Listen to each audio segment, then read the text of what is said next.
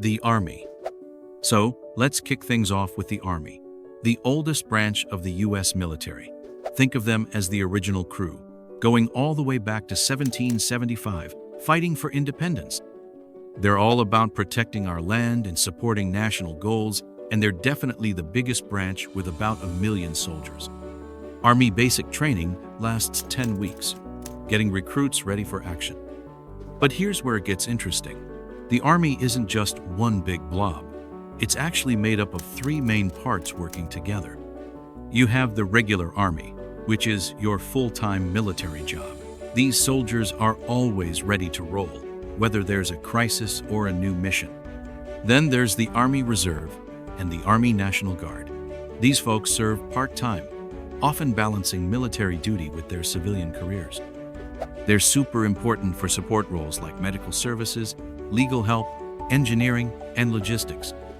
This layered approach means the Army can respond quickly when needed and also provide long-term support, which is pretty unique among land forces.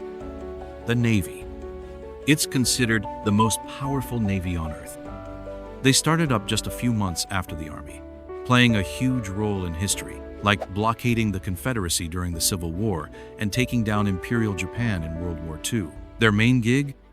Making sure the United States have combat-ready forces to win fights and wars. And they do this by having a constant presence around the globe. Navy basic training also takes 10 weeks. The key phrase for the Navy is sustained forward presence. What does that mean? It's all about having their ships, especially massive aircraft carriers, near potential hotspots. Imagine an aircraft carrier, a floating city of military might, parked near a country that might be causing trouble. That alone can make an enemy think twice. It's a huge logistical puzzle to keep a global naval force going, and their presence has a massive impact on international relations. They're not just fighting wars, they're often preventing them simply by being there. The Air Force. Believe it or not, they actually started as part of the Army back in 1907, before becoming their own independent branch in 1947, making them the second youngest. Their main goals are pretty clear: ruling the skies and providing crucial intelligence. They're a huge help to ground troops, making sure enemy air forces don't attack and also striking enemy positions or key targets from above. This is why they're the most funded branch, with a whopping $216 billion budget. Air Force basic training is 8.5 weeks. But the Air Force isn't just about planes in the sky. They're also heavily involved in cyberspace. This means they're protecting our own computer networks from attacks and can even go on the offensive against enemy networks. It's a whole different kind of battlefield. And culturally, the Air Force has often been very focused on pilots, seeing them as the core, with everyone else supporting their crucial role. The Marine Corps. The Marine Corps is pretty special. They're part of the Department of the Navy, but have their own distinct identity. They're known for being incredibly respected and cohesive. Their motto, Semper Fidelis, means always faithful in Latin, and their traditions really show off that strong bond. These are the folks who specialize in tip-of-the-spear invasions and amphibious warfare, basically hitting the ground first in a major conflict. They're one of the quickest reaction forces out there, even guarding most U.S. embassies worldwide. Their basic training is notoriously tough and long, lasting 13 weeks. What does tip-of-the-spear invasions and amphibious warfare actually mean? It's about being the first to go into a fight, often by landing from the sea onto an enemy shore. This requires intense, specialized training and a constant state of readiness. And if you want to see their camaraderie in action, look up the Marine Corps birthday tradition on November 10th. The oldest Marine present gets the first slice of cake, then passes it to the youngest, symbolizing the passing of knowledge and tradition through generations. It's a powerful display of their unbreakable bonds.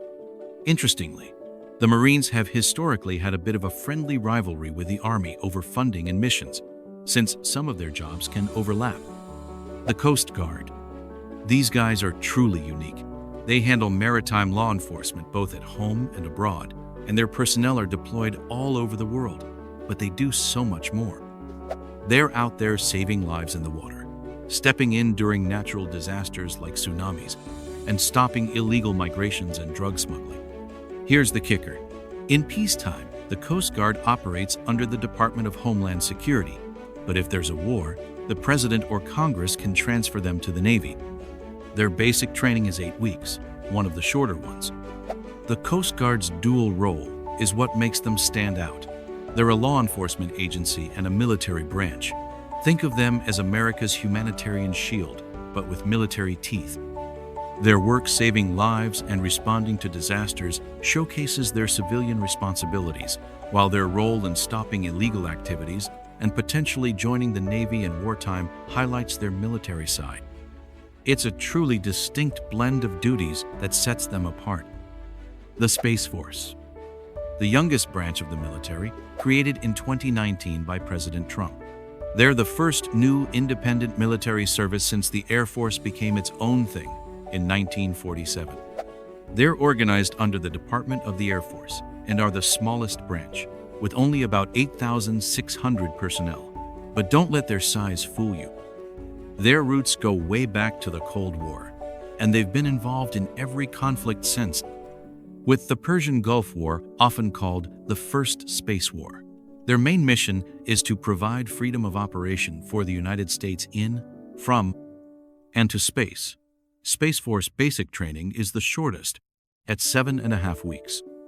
So, why a dedicated Space Force if the Air Force was already doing space stuff? Well, space has become incredibly important for pretty much all modern military operations. Think about all our communications, navigation, like GPS, and surveillance. It all relies on satellites in space. The Space Force's job is to protect these vital national assets and make sure we can operate freely in space, defending against new threats in this emerging domain.